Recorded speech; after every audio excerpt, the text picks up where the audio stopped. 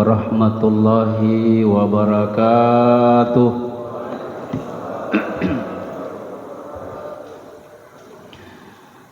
Bismillah, alhamdulillah,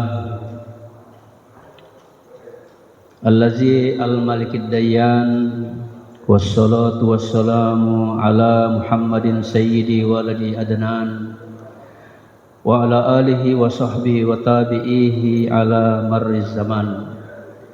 Wassalatu wassalamu ala asyrafil anbiya'i wal mursalin Sayyidina Muhammadin wa ala alihi wa sahbihi ajma'in, amma ba'du.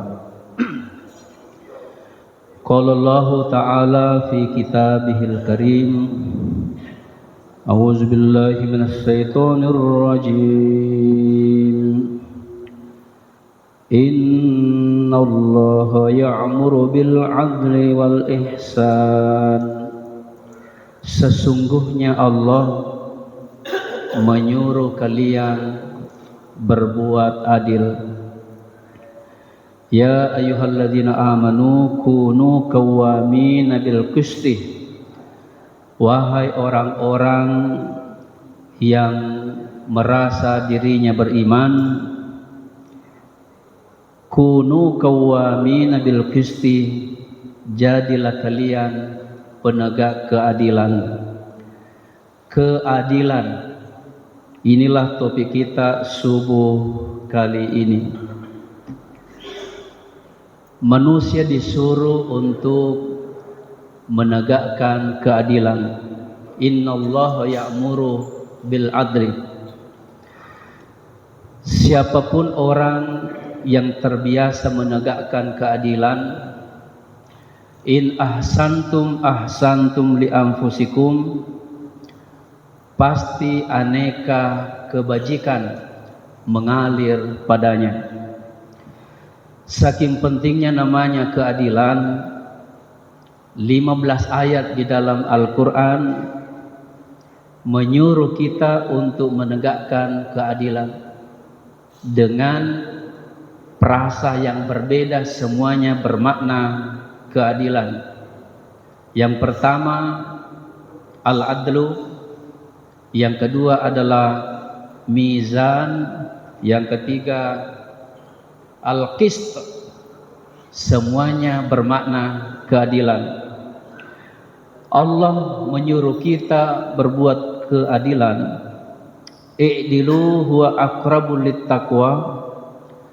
Berlaku adillah kepada siapapun, meskipun suku berbeda, meskipun berbeda keyakinan, berlaku adillah. Martin Luther King berkata, jika Anda menginginkan perdamaian di muka bumi ini, satu-satunya perjuangkan keadilan. Di dalam Pancasila ada 5 sila. Saking pentingnya ini keadilan, ada 2 sila. Ada 2 sila, di dalamnya ada keadilan. Sila kedua dan sila kelima. Sila kedua, kemanusiaan yang adil dan beradab. Kemudian sila kelima, keadilan sosial bagi seluruh rakyat Indonesia. Kenapa ini penting? Ternyata keadilan ini merupakan pangkal kebahagiaan setiap manusia. Makanya Bapak-bapak Ibu sekalian, banyak orang salah kaprah tentang makna daripada keadilan. Banyak orang Pak salah paham. Nah, sengiro keadilan sama rata, tidak seperti itu.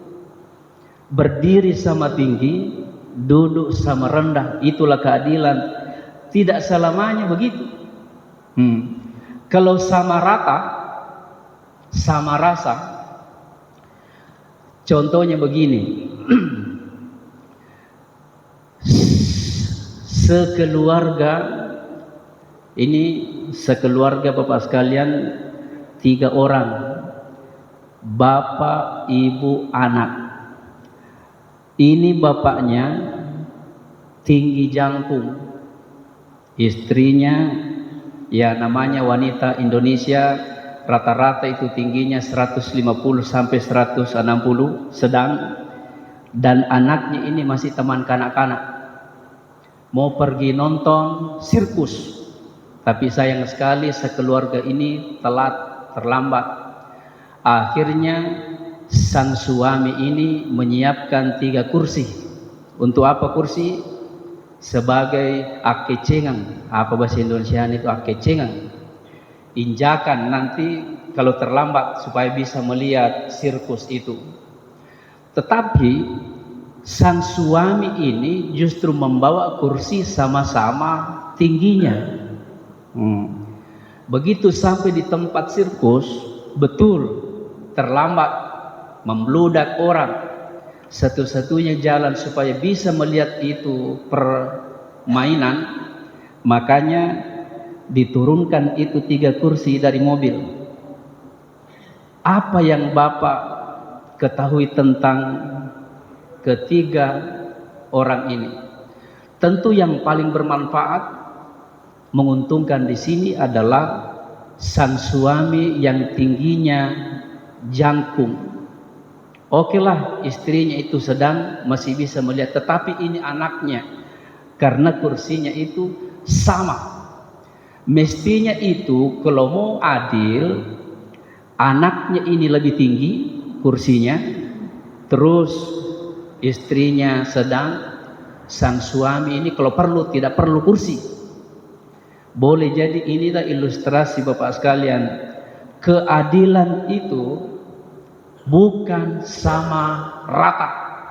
Satu lagi Bapak sekalian, seorang yang memiliki anak, seringkali kita dengar 3 anaknya satu sekolah di SMA, SMP, SD.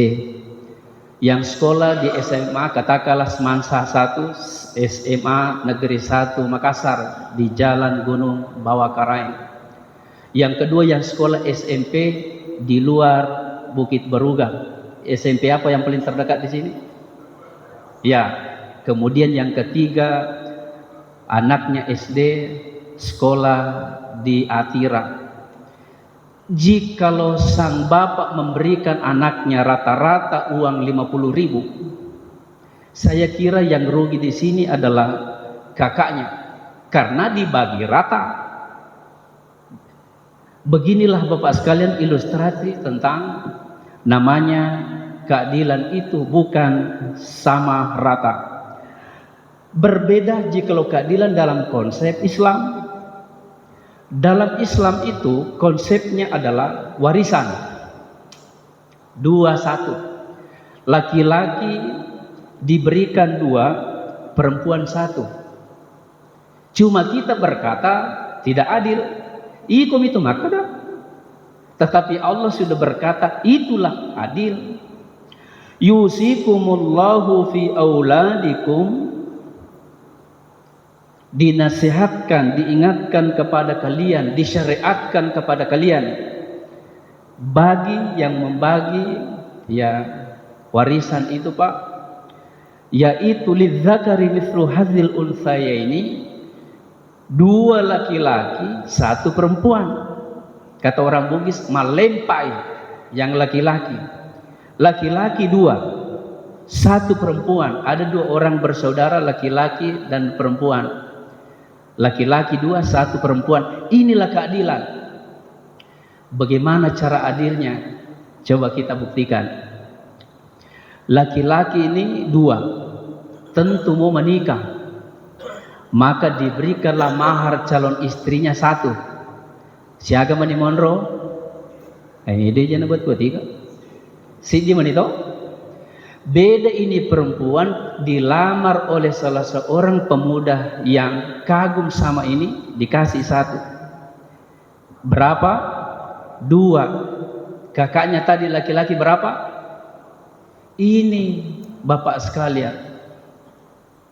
Kenapa laki-laki dianjurkan, dibolehkan untuk menikah 4, sementara perempuan tidak boleh poliandri? Poliandri itu bersuami melebihi 1. Masya Allah, indahnya ini Pak keadilan dalam Islam. 4 istrinya sang laki-laki, sang suami, begitu hamil semua yang 4 ini, langsung ditahu bapaknya ini. Coba balik, suaminya 4, istrinya 1. Hari Senin nalani tawana, hari Selasa nasmek dong. Setahun lahir bayinya 1 orang. Kira-kira siapa bapaknya ini? Indah sekali ini Pak, ini apa namanya? Namanya Islam. Oleh karena itu, sekali lagi kita cuma mengatakan tidak adil, tetapi inilah keadilan sesungguhnya. Apa kata Allah? Wallahu ya'lamu wa antum la ta'lamun. Ikum itu mite din adil, tetapi aku lebih tahu tentang keadilan. Hadirin, jadi itu poligami Pak RW. Kalau ada suami suka poligami, ibu coba poliganti. Kaum muslimin hadirin yang saya hormati, bahkan ada yang menggugat ini tentang keadilan Allah. Pernah kita dengar Bapak sekalian, salah seorang petani ini menggugat keadilan Allah sambil istirahat di bawah pohon beringin. Pohon beringin itu Pak besar, angker, dan buahnya kecil. Sementara di dekatnya itu pohon beringin ada buah labu. Buah labu itu, di situ dia menduga, tidak adil Tuhan ini. Iya, masa pohon beringin begitu besar tinggi, buahnya kecil, sementara ini labu kecil pohonnya, besar buahnya. Si sele itu mestinya ini yang besar larinya ke atas, tiba-tiba jatuh buah beringin. Nah kan nengak cede mah bengkong. Apa yang terjadi Pak? Langsung sadar, astagfirullah, andai buah labu itu jatuh di hidungku, napa namanya yoto bemo. Disinilah keadilan Bapak sekalian. Banyak sekali orang, bahkan ada orang berkata, saya sudah berkali-kali minta doa, ini Tuhan tidak adil ini. Berkali-kali berdoa meminta rejeki, tapi tidak datang-datang. Salah kaprah ini orang. Mereka mengira itu ya sholat, saya sudah berkali-kali sholat dan berdoa, tetapi minta rejeki, tetapi rejeki tidak datang. Ini salah kaprah sekali lagi.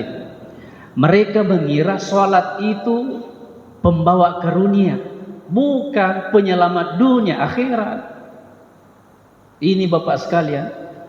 Nah, mereka berdoa meminta pelangi, sebenarnya sudah dikabulkan. Ya Allah, perlihatkanlah pelangi. Justru yang diperlihatkan mendung dan rintik-rintik hujan.